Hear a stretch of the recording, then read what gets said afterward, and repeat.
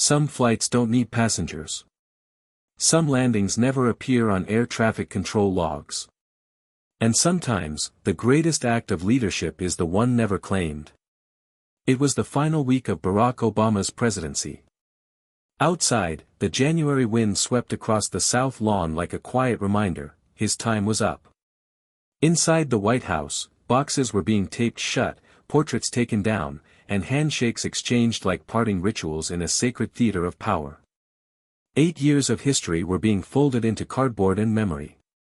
But in a quiet situation room below the surface, far from the cameras and ceremonial speeches, a different kind of final act was unfolding. In the Middle East, a drought-stricken region teetered on the edge of collapse. Not because of war. Not because of terror. But because of hunger. The kind of hunger that didn't make headlines anymore. The kind that sat beneath politics, unphotographed, unmentioned, and untreated.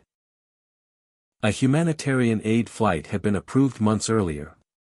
Food, medicine, blankets, portable water units, cargo meant to save thousands. But once the 2016 election was over, the incoming administration had different priorities. The shipment was quietly removed from the manifest. Funding frozen. Flight plan erased. And no one noticed. Except one man. A man who was already packing his things. Obama didn't call a press conference. He didn't issue a statement. He simply walked into a room of military advisors and said, "Put it back on the runway." The mission was reactivated under the pretense of a logistics audit. Only 3 people knew the real reason. The flight departed under radar silence. No flag on the fuselage. No documentation tying it to the White House. It landed days later at a remote airstrip, its arrival witnessed only by desert wind and a line of starving families who had stopped hoping. No one claimed credit. Not Obama. Not the outgoing staff. Not even the pilots. And yet, in the middle of nowhere, aid arrived. Lives were saved. A crisis was quieted. Sometimes, leadership is not in the speech you give, but in the plane you quietly send. After everyone else tells you to stand down. This is the story of a president who delayed his exit, just long enough to make sure help landed. Some missions vanish not in the air, but in silence, killed not by weather, but by will. January 9, 2017. Just 11 days before Barack Obama would hand over the presidency to Donald J. Trump, a routine document crossed the desk of a mid-level defense liaison. It was marked with a dull gray stamp, Aid Corridor 44B, status, terminated. To most, it looked like any other logistical adjustment buried in the bureaucratic churn of transition. But for those who had seen the original approval months earlier, that dull stamp echoed like a gunshot in a quiet hallway. Corridor 44B wasn't just a line on a map. It was a humanitarian airlift meant for an unnamed region in the Middle East, one suffering from 3 failed harvests, a crippled healthcare system, and a cholera outbreak brewing silently beneath its cracked soil. The region's politics made it delicate. Officially, no country admitted the crisis. No satellite photos circulated. And that was exactly how the incoming administration preferred it. Someone, somewhere in the transition chain, had decided it wasn't worth the optics. The cargo manifest had been stripped, 20 tons of nutrient-dense food packs, 12 pallets of antibiotics, infant formula, modular water purification kits, all removed. Even the civilian medical personnel who had volunteered under the U.S. State Department were told they were no longer needed. The entire flight had vanished. No press. No statement. No outrage. Until a man in a Navy suit walked into the National Security Council's evening briefing. Obama didn't raise his voice. He didn't slam a folder or call in the press pool. Instead, he held the manifest in one hand, his thumb pressed against the void where the aid had once been listed, and asked a simple question: who canceled this? The room was still. A few exchanged glances. One advisor cleared his throat, it was flagged as non-essential during transition prioritizations. Obama studied the page. To who? There was no answer. There are moments when history doesn't offer second chances. Only windows, small, closing, and buried in protocol. That night, he didn't go home. Instead, he requested access to the Defense Logistics Network, DLN, a system usually off-limits to outgoing presidents unless in direct coordination. But this wasn't a press matter. It wasn't political. He didn't want credit.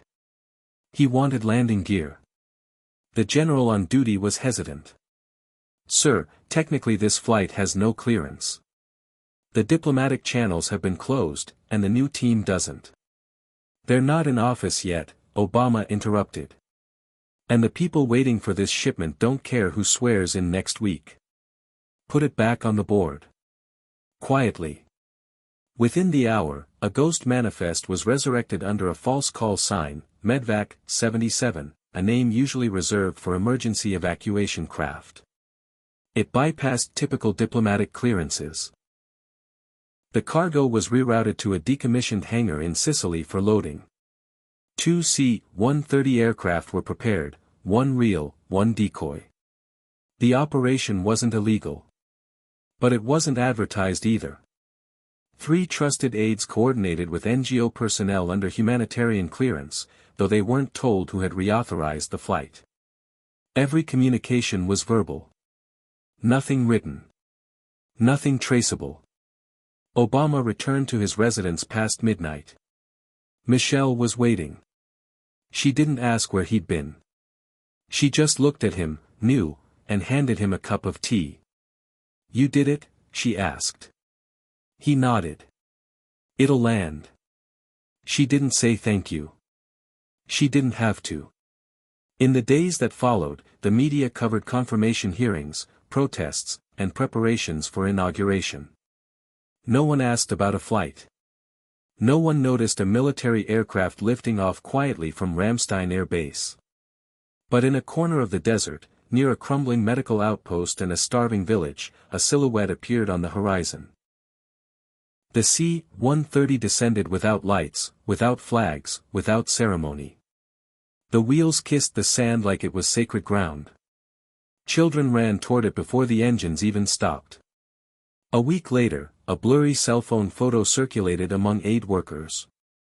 A crate was marked in black pen, "Do not inventory. Just give." Some heroes wear no name tags.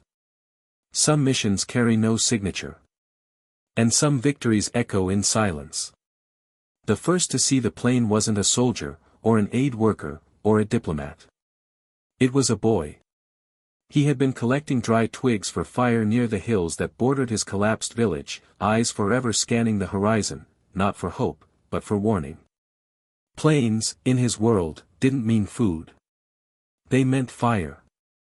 They meant noise, evacuation, or worse, surveillance that led to drones that led to craters. But this one came quietly. It emerged like a mirage, wide wings, low hum, gray paint. No flag. No military insignia. Just a steel giant skimming the desert, cutting its final descent like a bird too tired to glide. The boy dropped his bundle of twigs and ran. In the village, panic came first. Old instincts. Mothers scooped up babies.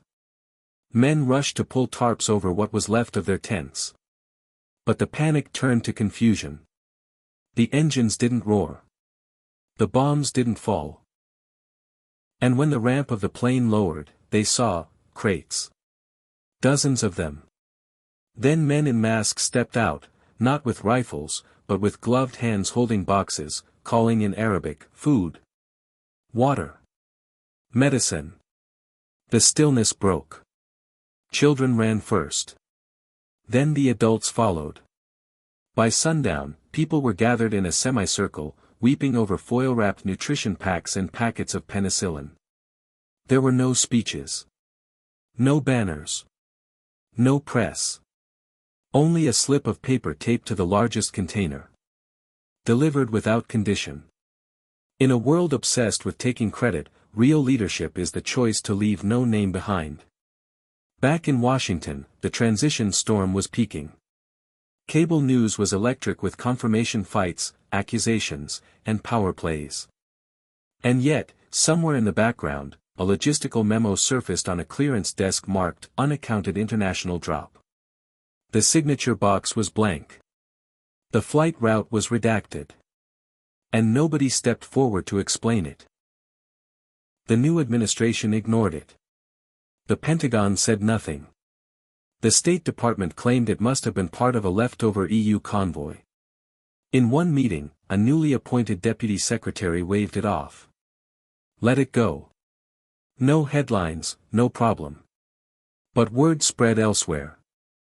The local doctor at the makeshift field clinic, the one who hadn't had morphine in weeks, asked the NGO representative, "Who sent this?" The man shrugged. "We don't know. It just came." The doctor nodded, looked up at the setting sun, and said, "Then tell whoever did, God saw it." Thousands of miles away, in a private room lit by a single desk lamp, Barack Obama reviewed the final handover documents from his presidency. They were procedural. Boring. Dense. But beneath them sat a single file folder, thinner than the rest, unmarked. Inside, a black and white printed satellite image of the drop site. He smiled. "I hope they don't figure it out," he said quietly. Valerie Jarrett, one of the few who knew, looked at him. "They won't." He tapped the folder twice and slid it into a drawer that would never bear his name. He didn't want to be remembered for the gesture. He just wanted the food to arrive. The pilot of the second C-130, now back at base, asked his superior, "So who authorized that run?" The officer paused. Then said, "You didn't fly for the U.S. government this time. You flew for the idea of it." The humanitarian groups working on the ground filed standard paperwork. It vanished. UN offices in Geneva requested details. None came. It became an urban legend among field doctors, a mystery plane that came when all hope had dried up. They called it the Gray Angel.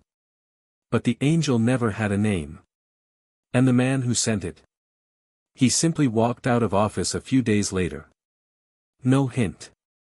No speech. No credit. Just one last act of responsibility, left floating over the desert like vapor in hot air.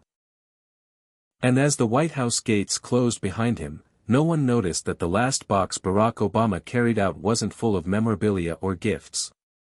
It was a copy of the manifest. The only one in existence. The greatest exits leave no echo, not because they were quiet, but because they were complete. January 20th, 2017. The morning was cold, crisp, ceremonial. Washington, D.C. had that strange kind of stillness that happens only once every 4 or 8 years, when the most powerful man in the world becomes just a man again. Flags flapped tightly against poles. Metal bleachers stretched along Pennsylvania Avenue.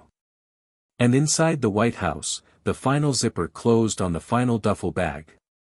Barack Obama stood by the window of the yellow Oval Room, tie knotted, coat already draped over his forearm. The preparations for the inauguration were well underway outside.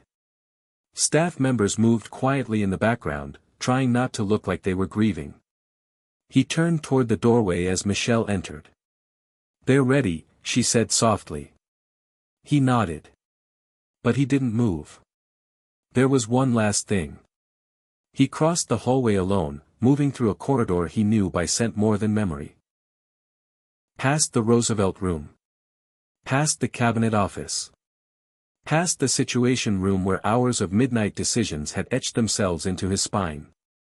And finally, to a small office just off the West Wing, used, most days, for storage. Inside was a locked cabinet. He opened it with a simple key. No biometrics. No clearance codes. Just an old-fashioned lock. Inside, one black folder. The only physical evidence of the mission that had taken place 5 days earlier. One manifest. One satellite photo. One short note in his own handwriting. It landed. That was enough. Some men build monuments. Others plant seeds they never see grow. Obama held the folder for a long time, fingers tracing the edges.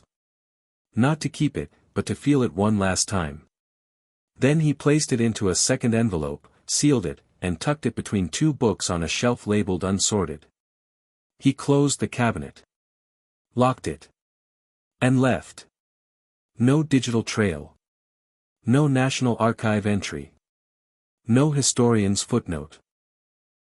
As he walked back through the West Colonnade, he heard the rumble of the arriving motorcade. The new president was minutes away. Reporters would soon be shouting questions. Cameras would search for expressions. The script was written. The stage was set. But somewhere, half a world away, families were eating. Children were not crying. A remote village was breathing easier, if only for a little while. And no one knew who to thank. That was the point. Later that afternoon, as Donald Trump placed his hand on the Bible and repeated the oath of office, Barack Obama sat quietly in his seat. Michelle beside him. His daughters behind him. No tension. No defiance. Only the calm of a man who knew that his final act in office had never been televised, and never would be. That night, as Air Force One carried him away for the last time under the call sign, Sam 44, no longer Air Force One, without a sitting president, Obama looked out the window at the grid of lights vanishing below. He thought not of the crowds, or the speeches, or the Oval Office. He thought of the boy who saw the plane first. He wondered if he was sleeping well. He hoped the crates held out a few more weeks. He smiled. Because real power doesn't need recognition. It only needs purpose. If you enjoyed this video, don't forget to like, share, and subscribe for more stories that move the world. Thanks for watching.